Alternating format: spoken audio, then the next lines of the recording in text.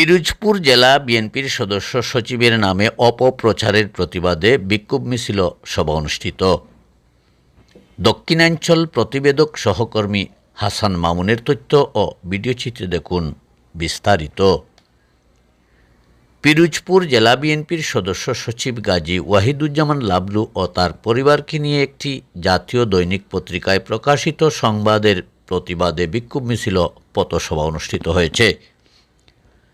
বৃহস্পতিবার 15 মে দুপুরে পিরোজপুর সদর উপজেলা বিএনপি ও অঙ্গ সংগঠনের নেতাকর্মীদের আয়োজনে গোপালকৃষ্ণ টাউন ক্লাবের সামনে থেকে একটি বিক্ষোভ মিছিল বের হয়ে শহরের বিভিন্ন সড়ক প্রদক্ষিণ করে বিলাস চত্বরে গিয়ে এক প্রতিবাদ সভায় সমবেত হয়।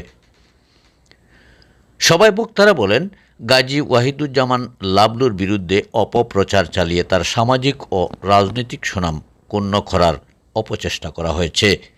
তারা অবিলম্বে এই মিথ্যা সংবাদের জন্য দায়ীদের বিরুদ্ধে আইনানুগ ব্যবস্থা গ্রহণের দাবি জানান।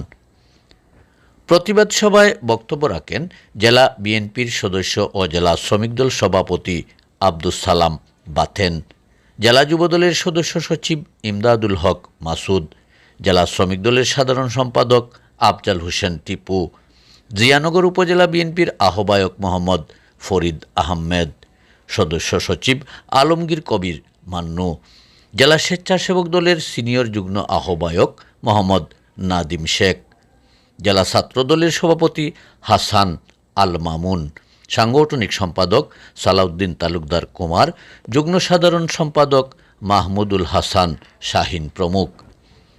বক্তারা তাদের বক্তব্যে গাজী ওয়াহিদুজ্জামান লাবলুর বিরুদ্ধে মিথ্যা সংবাদ যারা প্রকাশ করেছে তাদের বিরুদ্ধে আইনানুগ ব্যবস্থা নেওয়ার উপর গুরুত্ব আরোপ করেন।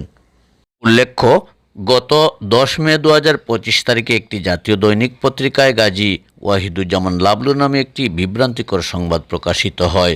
এর প্রেক্ষিতে 11 মে এক সংবাদ সম্মেলনে তিনি লিখিত বক্তব্যে জানান, প্রকাশিত সংবাদটি সম্পূর্ণ মিথ্যা, বানোয়াট ও কাল্পনিক।